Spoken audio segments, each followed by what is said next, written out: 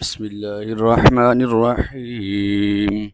ياسين والقرآن الحكيم، إنك لمن المرسلين على صراط مستقيم، تنزيل العزيز الرحيم، لتنذر قوما ما أنذر آباؤهم فهم غافلون. لقد حق القول على أكثرهم فهم لا يؤمنون. إنا جعلنا في أعناقهم أغلالا فهي إلى الأذقان فهم مقمحون. وجعلنا من بين أيديهم سدا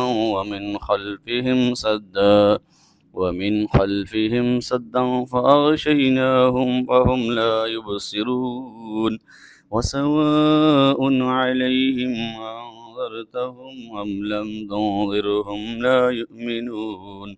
إنما تنذر من اتبع الذكر وخشي الرحمن بالغيب، فبشره بمغفرة وأجر كريم.